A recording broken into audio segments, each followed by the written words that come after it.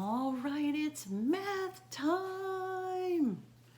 Actually, I'm missing me some baseball. How about you? I know Juanito and Zane and Kellen and Dev, y'all are certainly missing some baseball. I am missing my son's baseball teams, and I am certainly missing college baseball. LSU, LSU. I know, isn't that the cutest little hat? Anyway, hi. Missing some baseball. So, for math, what I need you to do, get your Power Up book. I'm gonna give you the answers for Power Up 73 that you would have started on Monday and hopefully finished it by Tuesday night. And so if you'll get your handy dandy red pen, do I have one? I have a pink one that works. And wave it in the air like you just don't care. Yeah, you got it? Okay, so we're gonna grade the Power Up facts. I'm gonna start at the top and I'm going to go across. What am I gonna do, Violet? I'm gonna start at the top and go across. Very good. So this is Power Up 73. You should have completed it, and you're going to put a dot by the answers that are correct. The answers that are incorrect, you're going to circle them. Okay, you don't have to write the answer. You can go back and write the answer, but you're going to circle the ones you missed. All right, so here we go. 73. We're going across. 64, 0, 21, 63, 6, 36, 48, 12, 45, 12. Next row. 18, 28, 24, 25, 54, 14, 20, 9, 27, 0. All right, the third row. 35, 4, 24, 56, 15, 42, 8, 40, 18, 81. And our last row. 9, 32, 49, 16, 100, 30, 16, 72, 10, 36. All right, count up how many you got that you missed and put it up at the top where it says that little Power Up. And let's check mental math real quick. I'll give you a minute to write that down. Hopefully you missed 0. Go get a piece of candy. All right, here we go. So Power Up 73, the mental math. A is 420. B, 750. C, 500. D, 377. E is asking you how much of the card is left, the gift card, how much is left on it. It would be $25.03. Oh, y'all's favorite, elapsed time. The track meet started at 9 a.m. and it lasted 4 hours and 30 minutes. What time did the track meet actually end? So it started at 9 a.m. and it finished at 1:30 p.m. All right. G, estimate. That's all they're wanting you to do is to estimate. At sea level, sound travels about 1,116 feet in 1 second. Round this distance to the nearest 100 feet. So, I know you remember this. Let's think about it real quick. 1,116 16. 1,116. Right? And then they ask us to round to the nearest 100. So I'm going to look behind him. Okay, I have a 1. So am I going to round up or am I going to leave it alone and make the last 2 zeros? Yes. So your answer would be 1,100 feet. Okay, so we rounded to the nearest 100 by the directions that it told us. And then calculating. Okay, the square root of 25 times 7 plus 5 plus 10 divided by 10. Yes, the answer is 5. Good job. And then the problem solving. It says the charge for the taxi ride was $2.50 for the first mile and $1.50 for each additional mile. What was the charge for an 8-mile taxi ride?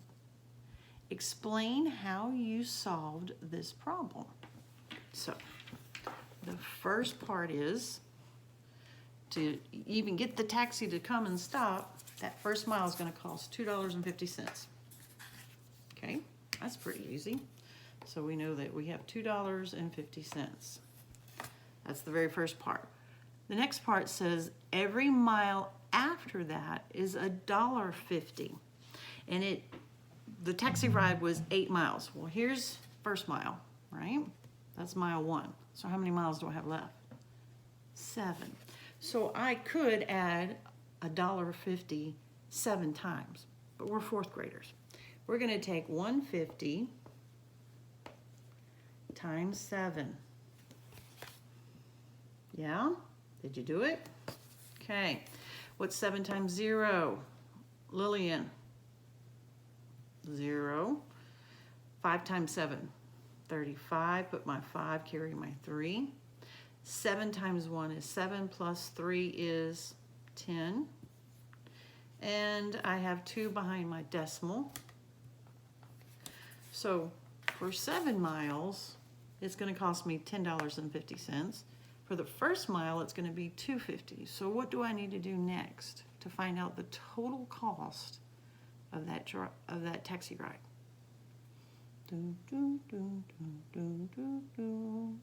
Not everybody answer at one time. Yep. Nope, nope, nope. All right.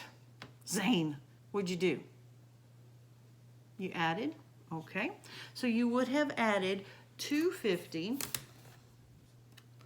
plus the $10.50. And what did you get, Zane? Yeah. He got $13 for the taxi ride. That is correct. Good job, good job. So hopefully you'll mark those and do what you need to do to change out or to mark what's necessary, what you got right and what you got wrong and so forth. Now I want you to, with the same, you have your Power Up book. I want you to go ahead and turn it to page 74. And you're going to do Power Up 74. You're going to pause this video. You're going to do the facts. Then you're going to do the mental math. And then you're going to do the word problem. And I need you to do all of that for me. And then we'll start back.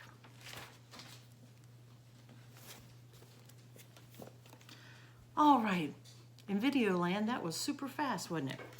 We are going to start lesson 74, and you are going to have your handy dandy little notebook paper because Ms. Taylor actually has a packet that I got put together, and I will be delivering to you sometime today and tomorrow until I get them all delivered out.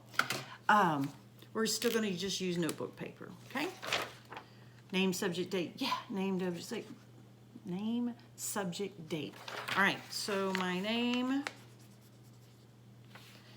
and then our subjects would be what? math, but not just math. What do I need to put on there? L.74. So poor Miss Taylor knows what I'm looking at. Lesson 74. And today's date, 4/1/20. All right. So when I'm looking at, they say this is a new concept, but it's not. We know a fraction of a set. We understand the difference between what's shaded or not shaded and so forth, but we'll entertain them and we'll just go through this. I'm looking at page 518 in our math book, and it says, what fraction of the triangle is not shaded? Well, okay. So they give us this triangle. Think Miss Taylor can draw it? Don't know. We're gonna give it a good shot.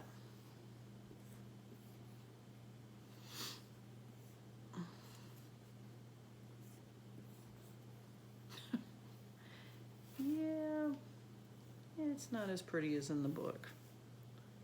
I get it. I feel you. That's all right.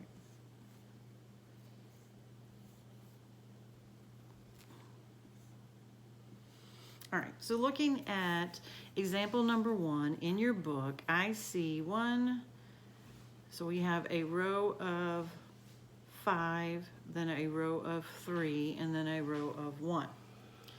And when I look at theirs, they shaded 3 on the first row and 1 on the top row. It makes me hungry. It looks like chips, does it not? Yeah. All right, but we're looking at this example, and we're going to try to figure out what it is they're asking us, because it says, what is the denominator? Well, we know our deep down denominator, okay? It's the total amount. So in here I have 1, 2, 3, 4, 5, 6, 7, 8, 9. So what is my denominator? 9. Always be on my bottom. So now what we're going to do is we're going to see that 9 is my denominator. I can write 2 different fractions from this illustration. The first one would be what is the fraction of the shaded parts of this triangle? Well, I see 4. So the shaded one would be 4 out of 9.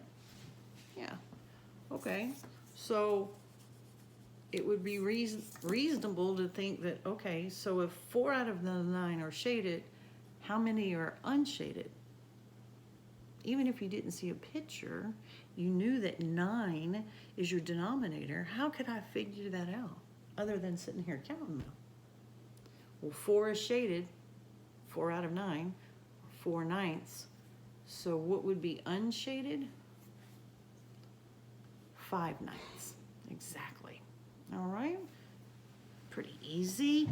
So what we're going to do is we're going to jump down to the lesson practice. It's A through D. And you can go ahead and work on this. All right. It's asking us, and what I probably would do is on your paper, if you wanted to draw these little circles, because each problem refers to the illustration that they gave you. So I am seeing a group of 12 dots, and they have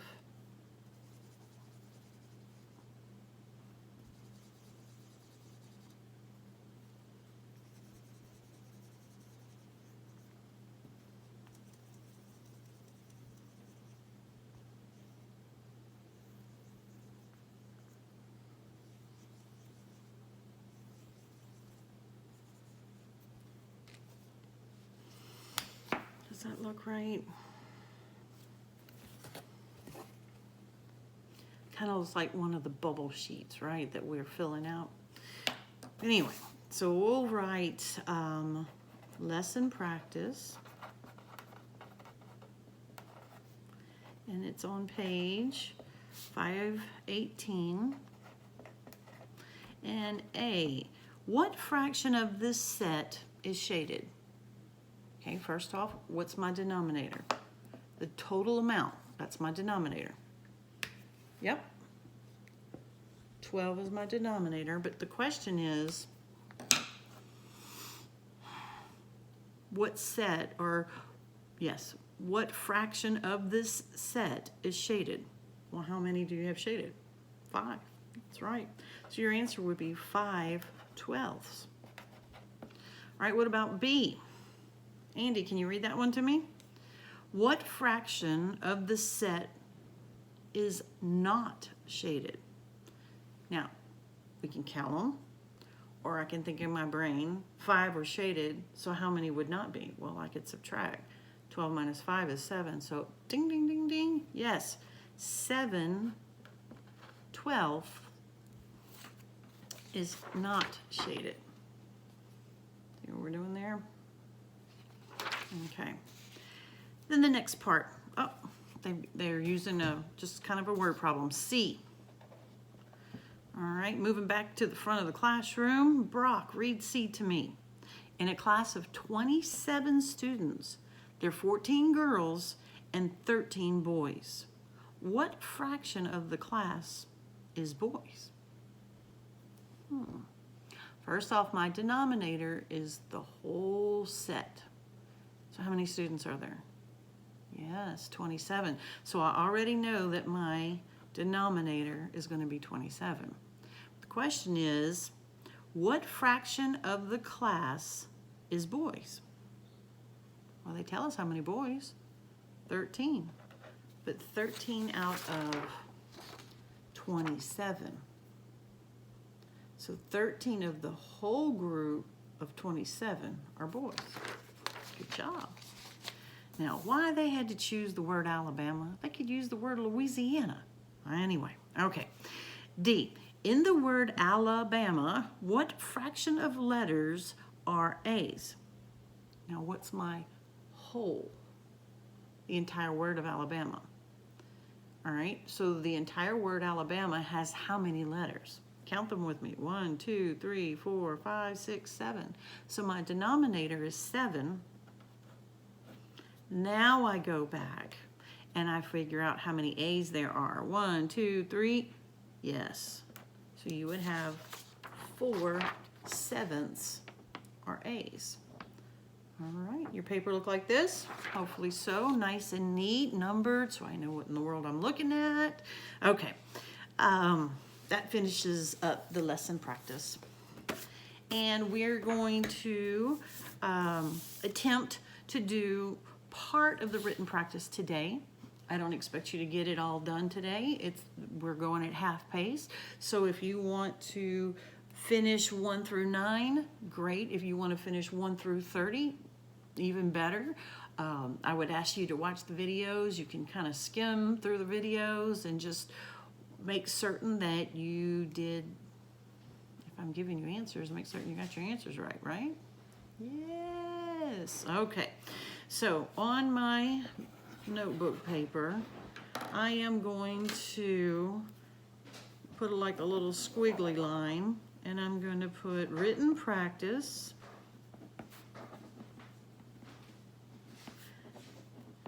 page 519, which is all that we'll be doing for that one part, 519. All right, number 1, let's read it together.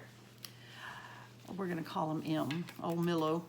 Milo volunteered for 62 hours last semester. Michael volunteered for 7 hours. Mitzi and Michelle each volunteered for 12 hours. Altogether, how many did they volunteer? Okay, so what am I going to do? I'm going to add, right? Okay, so I have 62 plus what? 7 plus what? It says Mitzi and Michelle each volunteered for 12 hours. So I'm going to have 12 written twice. 2 girls, 12 hours each. And it's asking me how many hours did they volunteer. Okay, so if I add this up, here we go, people. 2, 4, 6, 6 plus 7. Hello, yes, 13. Carry my 1. 6 plus 3 is 9. and you would have gotten 93 hours. Yes, you may have been able to do that in your brain. However, I would like to see it on the paper so that I can read your brain that way. Got it? Good. All right, so number 2. The Matterhorn is 14,691 feet high. Mount Blanc is 15,771 feet high. How much taller is Mount Blanc than the Matterhorn? Now, they spell this completely out. They don't give you the numbers at all. They want to see, 1, that you understand place value and that you can write your numbers correctly, and then 2, that you